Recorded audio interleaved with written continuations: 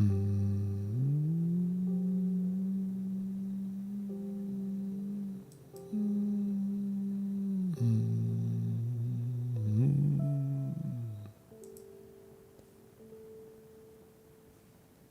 la la.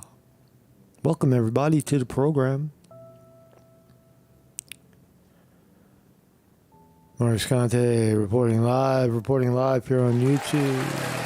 How are you? How are you?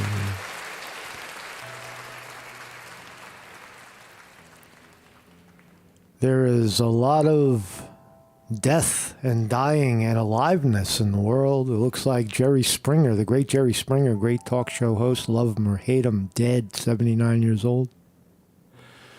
Joe Biden, half dead. And Tucker Carlson, very, very, very alive. Very alive. Tucker Carlson has emerged from his demise last week. It's a long time to be unemployed for Tucker. And seems like he's finding his stride very well. Untouched, unscathed. Welcome, everybody. Wait for the stream to kick in. Wait for the stream. We're streaming. I'm 20 seconds in your future. I know more about what's happening now than you do because I've already seen it 20 seconds ago. So welcome. Happy Friday to everybody. Enjoy your weekend. It's coming. Slightly cold, slightly cloudy here in the northeast of the United States, Pennsylvania. And welcome everybody in the chat. Zootsu Cooter, Lady D Martini, Mikhail Sly, Colossal Bigfoot, Jim Gerard, Champs, Clayton Burgese. Good morning, everybody. Thomas Robinson, what's up, my brother? What's up, my friend? What's up, friend? William Smith. Snake Pliskin. Snake. What's up, Snake? Cassafilly Camden. And everybody else who's lurking, thank you very much for joining me today on the program. And I don't know, man. It's crazy times we're living in, crazy times. People die, people live. And I want to tell a story. I went to Marcus Conte's taking care of his health in a conventional way. And I have applied some healthcare ideas, and I decided that I was going to go and go for a round of doctor checkups from Marcus Conte. So I scheduled a doctor's appointment and a vision appointment because I could always use a new set of glasses. And of course, I'm trying to get some new teeth, and I found a way that I might be able to get an implant or so. But that's not the point. So I go to the doctor yesterday. We're looking for truth, right? We want truth in all our affairs. We want to know that we're dealing with truth and what is good for us, right? Not just good for you, not you just trying to sell me some of your services, like, colonoscopy or fucking knee replacement or an inflated price on glasses and teeth. We just want truth. We want truth. What do things cost? What does insurance cover? But I want to tell a little story about, usually when you go into vision centers, vision stores, they're usually trying to rip you off for the price of glasses. But I'm going to put that aside because I was able to pretty much shunt that. But the conversation I had with this doctor was fascinating. Right? We talked about, he was looking at me as some sort of, I don't know, I guess non-compliant, non-conformist, refusing to hear, closed-minded he viewed me as. I think, in the final analysis. And we talked about, of course, he pushed vaccine, to which I said, well, there's better ways to build immunity than vaccine. And then his head did the twisty-turny thing, and he told me about all the death he saw and such. And I let him have it. And, But mostly, one situation really stands out. And this is the point I wanted to make, is that we were talking about blood work, right? You know, you draw someone's blood and then you look at the numbers and you see if those numbers, from the numbers, you're supposed to be able to determine the person's state of health. Now, I didn't make that up. That's the state of medicine. We look at the numbers, and then the numbers tell us what's going on inside the body. Now, is there any validity to looking at, those types of bells and whistles? A little bit. But here's the thing. Right? We were talking about, he had mentioned vitamin D, which every doctor in America will eventually say, oh, you probably have a vitamin D deficiency. And then they do the blood work, and sometimes they can detect low vitamin D in the blood. So I said to that, while he was checking me out, I took my shirt off, right? I'm standing there, right? And I'm tan. I'm fit, 165 for 5'11". I'm ideal weight, right? My resting pulse is usually like 42, 41. Blood pressure 90/60, very low, right, from running. And then he said to me, we were talking about the vitamin D deficiency. And he said, well, most people in this area have a vitamin D deficiency because they don't get enough sun. To which I said, doctor, look at me, I'm tan. Right now, look at me. My face is tan. My body is tan. Why? Because I sit out in the sun. And I have no risk of vitamin D deficiency. Right? And the doctor obviously didn't like the answers because they want to prescribe the pill, the vitamin D pill. So I said to him, doctor, respectfully, vitamin D deficiency is not a medical problem. It's a societal problem. The sun is out, but people are not allowed, because of causes and conditions, are not able to go out and sit in front of it. Sun is out. I need the vitamin D. I need to connect with nature to have the sun hit my skin directly. That is the reality of being alive. The sun provides this, not only vitamin D, but who we don't really know what else it does, but we could feel it on our bodies. All right.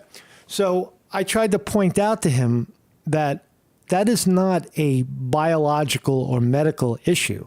That is a societal issue. That is a situation that society has set up, right, to prevent people from getting in the sun. Whether it's not intentional. I'm going to keep you in the office even though the sun is out and you're going to suffer. No, that's not what I mean. I mean, the conditions are, you have this life, right? And you're trying to maintain this life in society, right? Follow what I'm saying. But you need the sun, but you can't go out there because the situation in life, like, for example, work, won't let you out the door to get in the sun, to take the sun. So you're cut off from that natural resource at that moment. Now, is that a biological problem? Is that a personal health problem? No, it's a societal problem. Stop what you're doing. If you need the sun, you take the sun. If you need water, you take water, right? But society has been set up in a way that prevents that, right? The sun is out, but you can't go out because you got work to do, right? You can go outside later, and it's raining, if you see what I'm saying. So the doctor was very angry. He couldn't, what he couldn't do was he couldn't accept that there was a healthy person in front of him. And then he said, well, you have any problems? I said, yeah, well, sometimes my knee hurts from running. And he defaulted to, well, running hurts your knees. No, it doesn't, doctor. Where's your evidence that running hurts your knees? In fact, running improves your skeletal muscular system, right? To which he didn't like that. And actually, if you could imagine, because I said I had a jokingly said my knee hurts, and it does sometimes. It doesn't right now. He said, "Oh, you can get pain medication and a knee replacement." I fucking joke about a knee, and this guy's trying to replace my knee, and offer pain pills.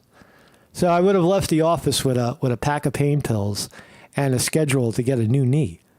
How ridiculous! How fucking insane is that? I thought it was insane, but I didn't.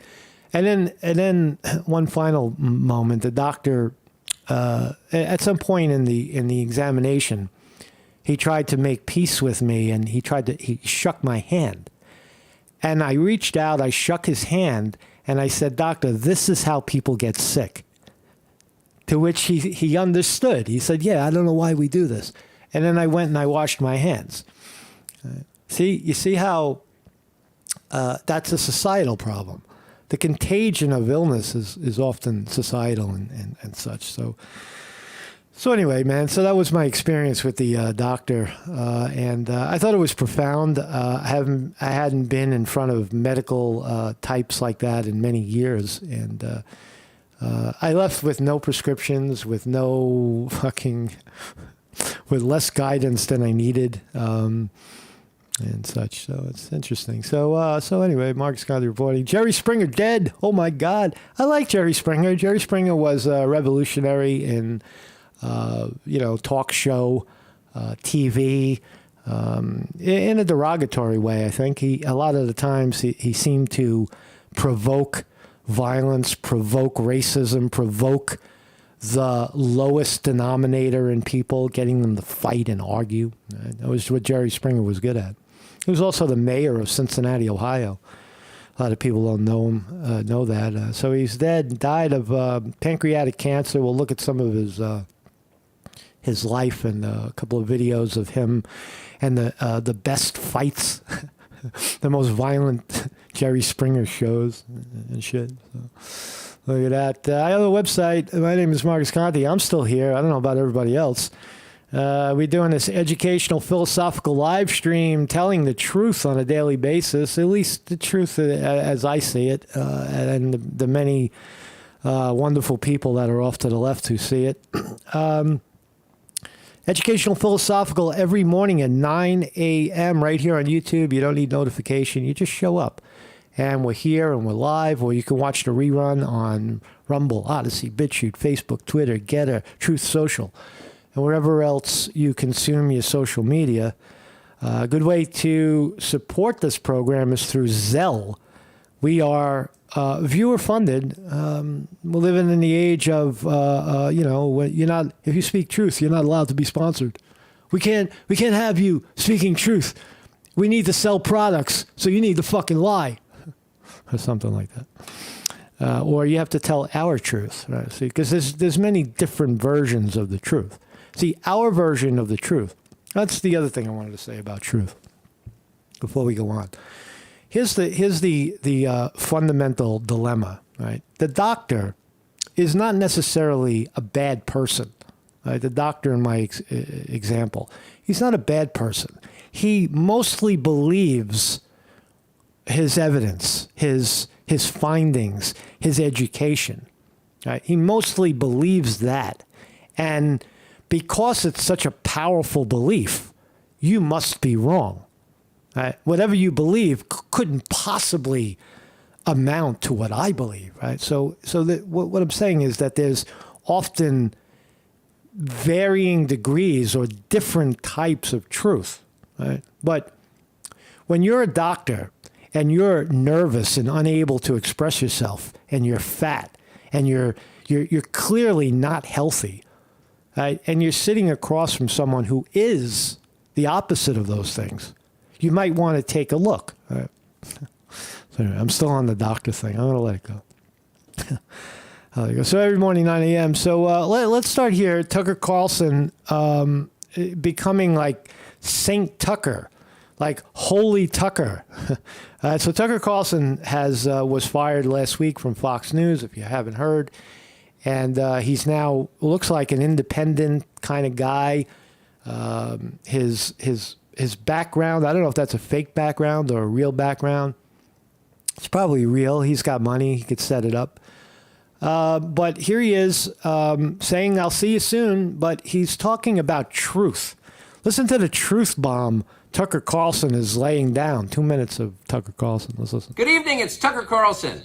One of the first things you realize when you step outside the noise for a few days is how many genuinely nice people there are in this country. Kind and decent people, people who really care about what's true. And a bunch of hilarious people also, a lot of those. It's got to be the majority of the population, even now. So that's heartening. The other thing you notice when you take a little time off is how unbelievably stupid most of the debates you see on television are. They're completely irrelevant. They mean nothing.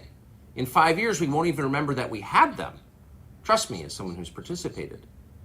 And yet at the same time, and this is the amazing thing, the undeniably big topics, the ones that will define our future, get virtually no discussion at all. War, civil liberties, emerging science, demographic change, corporate power, natural resources.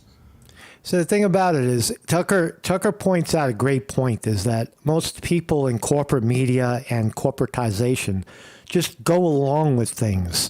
That was the point I was trying to make about the doctor, is that he's just going along with protocol. Whether he believes it or not, it almost becomes secondary. I don't have to believe it. That's the protocol, and that's what you're supposed to do. And many people believe this, so therefore you're supposed to do it too, right? Going along sometimes with things that you know to be incorrect is very, very detrimental to not only your health, but the world in general.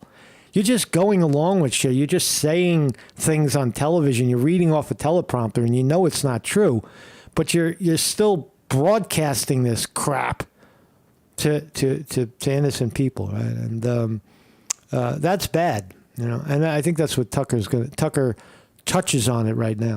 When was the last time you heard a legitimate debate about any of those issues?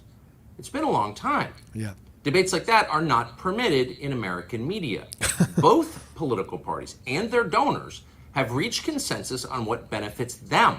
Correct. And they actively collude to shut down any conversation about it.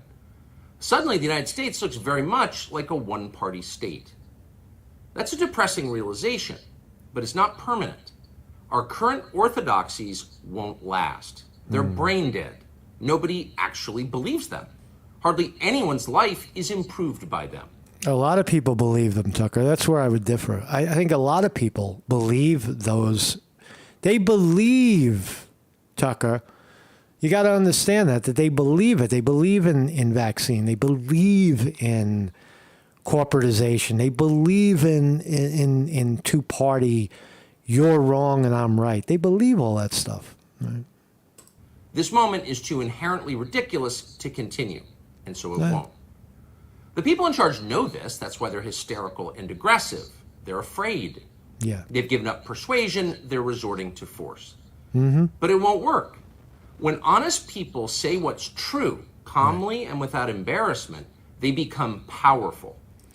When people speak truth calmly and without embarrassment, they become powerful. That's a powerful statement. When people speak truth calmly and without embarrassment, they become powerful. That's a powerful statement right there, and he's absolutely right. Speak your truth calmly and without embarrassment, without any explanation necessary, and it's very powerful. It sets people back. It's like it's an unshakable truth. At the same time, the liars who've been trying to silence them shrink. They become weaker. Yeah. That's the iron law of the universe. Truth. The iron law of the universe. Tucker Carlson, man, I'm telling you, this guy is good. He's the guy next door. He's the guy, you know, he's no political party. He's androgynous in terms of political party. He's neither left nor right.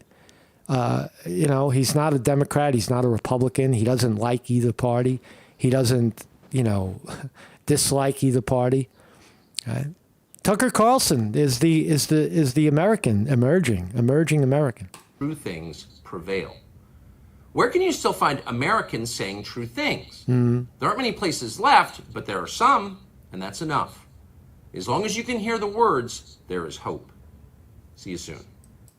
I'm telling you, man, thank you, Tucker Carlson, but I could tell you right now, man, the smear campaign. Remember, Tucker Carlson has vile enemies in the Democratic Party. Tucker Carlson released the video evidence of the January 6th alleged attack on the Capitol, where it turns out it was just a run-of-the-mill, protest.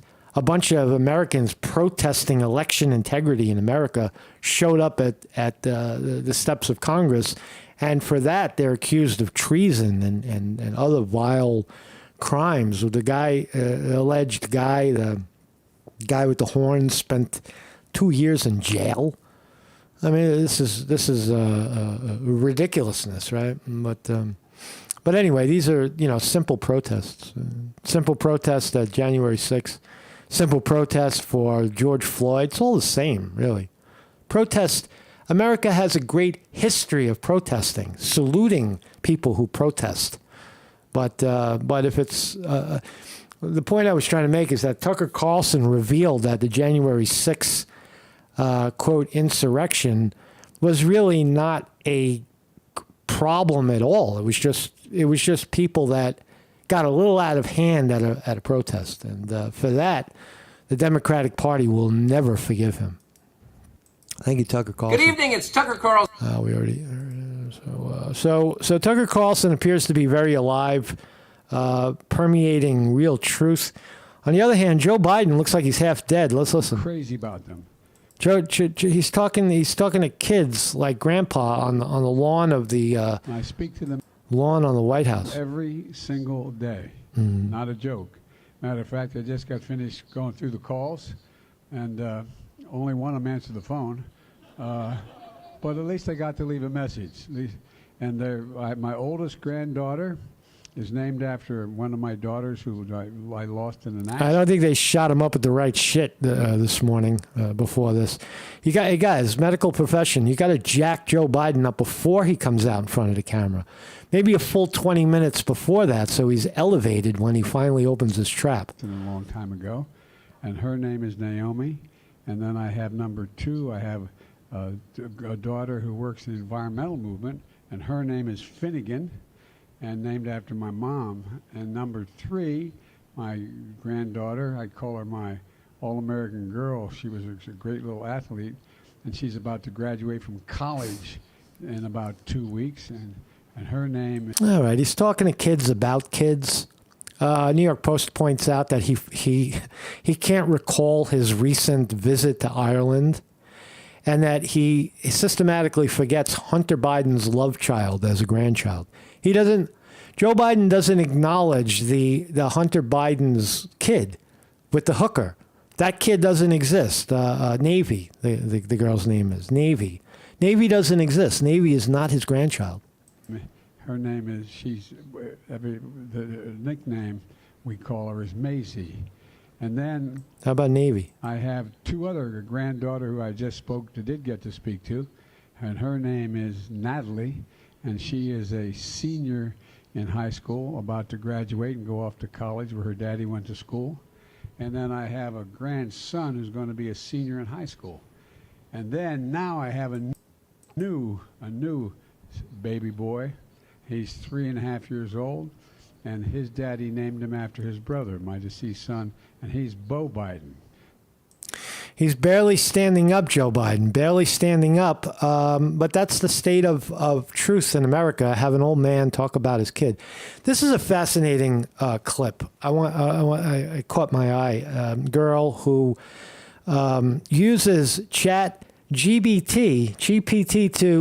to compose a letter, a resignation letter to her boss.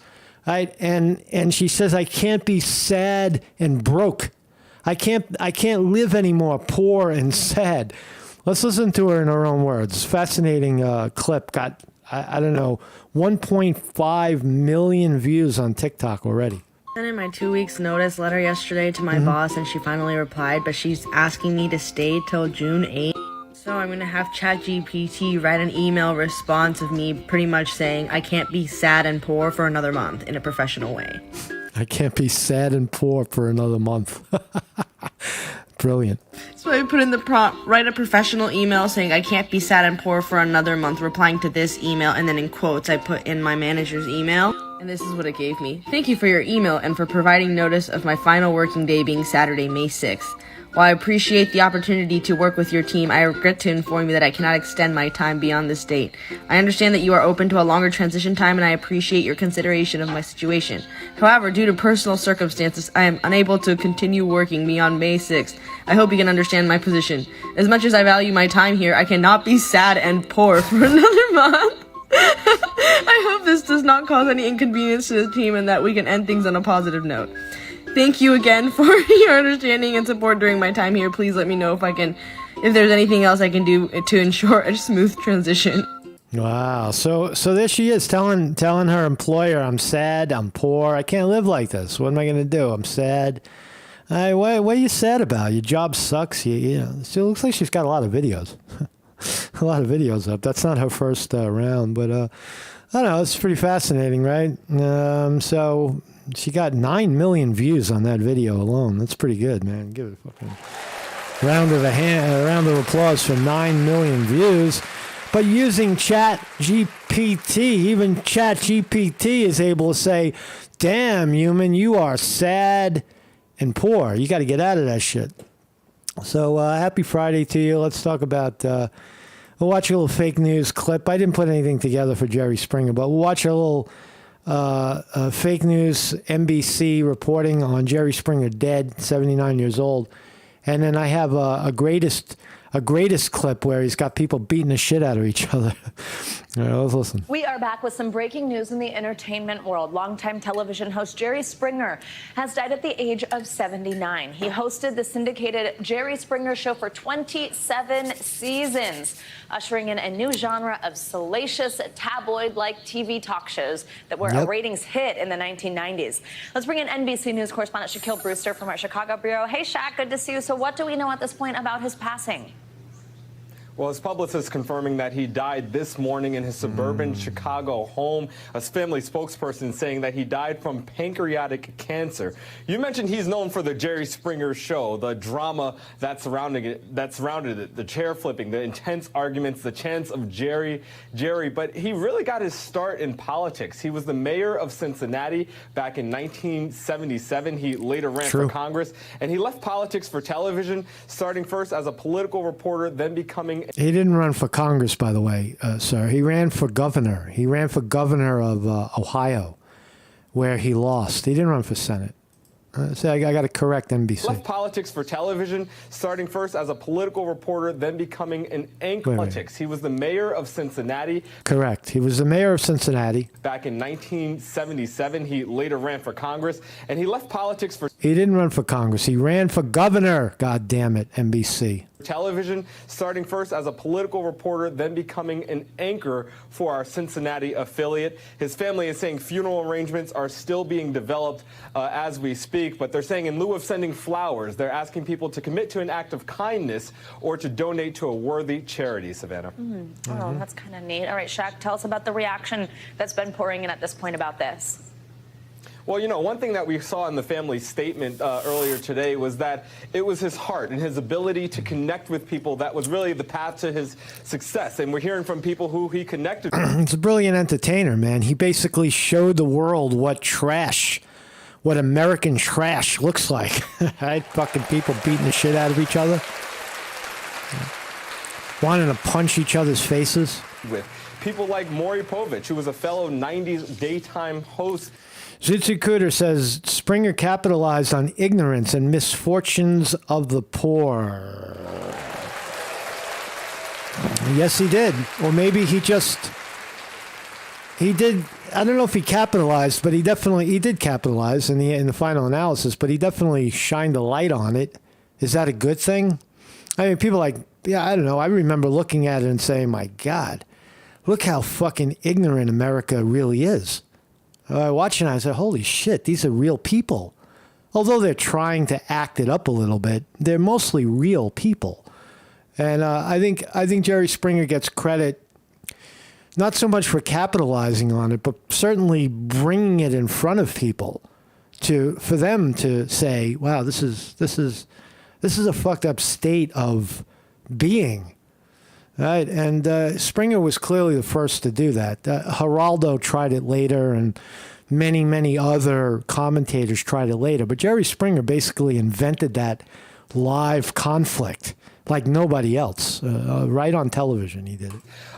He said in the statement, "I am shocked and saddened by the passing of Jerry." He later says he was joyful, smart, and in his own way a unique showman. I will miss him. And we also heard from Steve Wilkos, who's the security supervisor from the Jerry Springer Show. In that statement, he says, "Jerry was the most influential man in my life other than his father."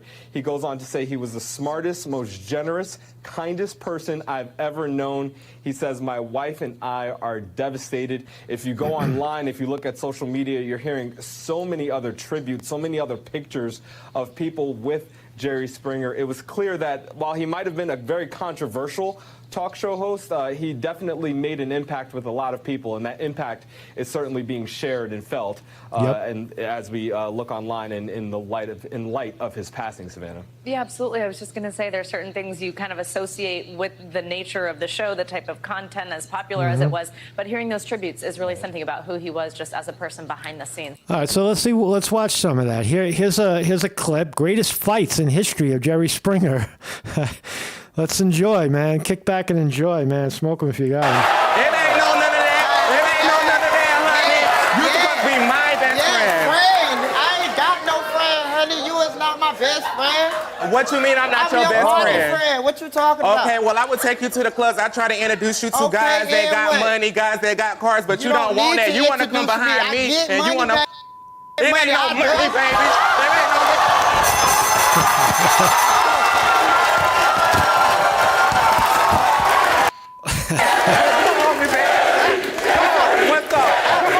That was a first. I mean, nobody ever would think about creating this kind of environment on television, right? This is Jerry Springer letting it happen. I noticed his baseball hat didn't get knocked off. He's not fighting too hard. But sissy fight on TV, right?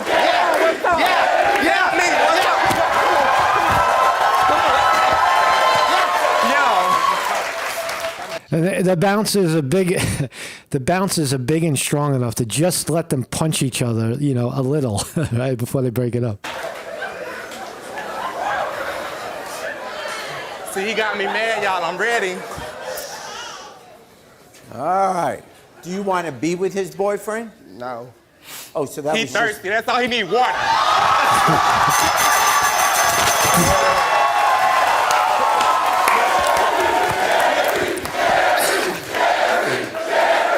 You see how interesting it is? Look how people are watching. Look at this guy. Oh, my God. Fucking punch him, man.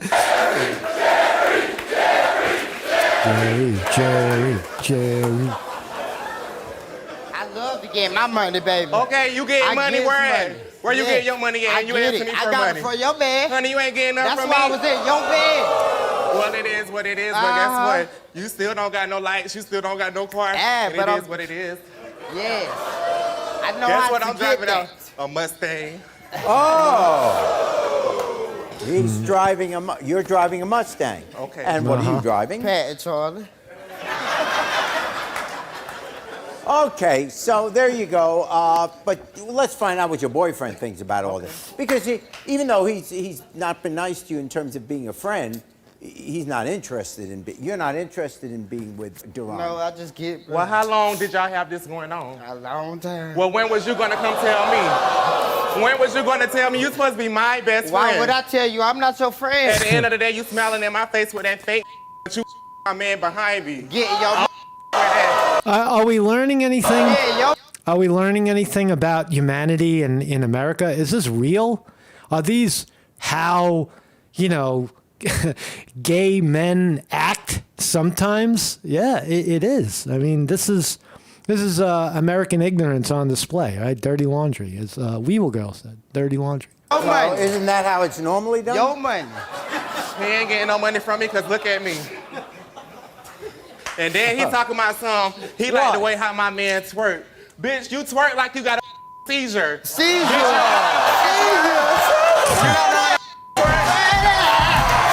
Hey, we get to see gay men twerk. When was the last time you got to see a gay man twerk?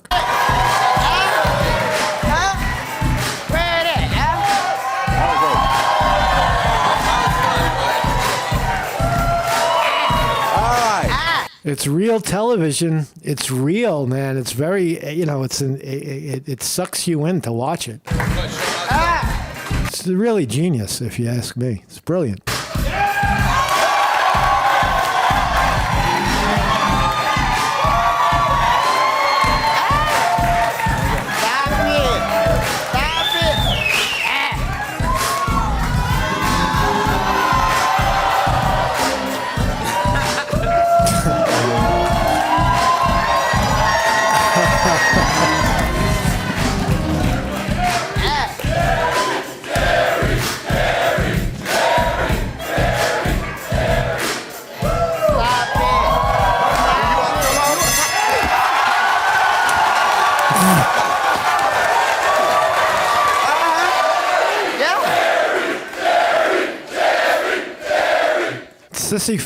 Sissy fight. The great Jerry Springer has left the building.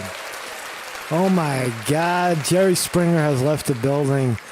Let's look at the markets.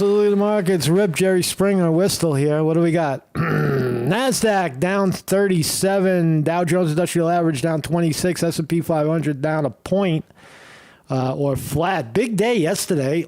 Dow was way up. NASDAQ was up 2.5%. Yesterday. That's a big move up. Let's look at the NASDAQ. That's where the excitement is right now because of, there is bank earnings, but there's also excitement. We're coming off the top a little, 12,140. We're at 12,104. Looks like we're building a little bit of a hill right here. Hopefully today is Friday. If we end around here or a little higher, that's a clear indication that the markets are going to move much, much higher. This is what 6 months looks like on the NASDAQ. You can see that, although it's kind of sideways, you can see it's hovering at the top, ready to break out and create a new high. That's generally what happens when it starts to trend upwards after 6 months. Let's see what we got here. So the Apple down 22 cents at 168, very high. Whoa, Amazon down 5. Why is Amazon down 5? They had great earnings. Google down $1. Google parent company also down $1. Meta, Facebook, was up 15 yesterday, down 74 cents right now. Microsoft up another 56 cents after a brilliant run yesterday. Rivian, PPL Corporation, and Tesla, all the EV battery people. Looks like Tesla's down a little bit. Rivian and the other one is flat. And the war stocks, Lockheed Martin, Raytheon, both down. The holy vaccine stocks, my friend in the vaccine business, my doctor friend, the vaccine stocks are flat right now. Pfizer flat, 0. Johnson & Johnson up 2 cents. Moderna down 50 cents. So today, again, the big story today is Friday. There are tech earnings and bank drama today. But overall, we have an up week. And hopefully that trajectory will continue to go up. Right now, 9:43 a.m. New York time, we are slightly red. I expect that will end flat or slightly up by the end of the day, and then I think we move forward. I think we move up from here. That's my guess right now. So Mark Sconti reporting. I don't know. I think the striking thing is Tucker Carlson right now. Well, let's see what he can do. Let's see if he can parlay it. Let's see if he sells out. I think Tucker Carlson is made for internet.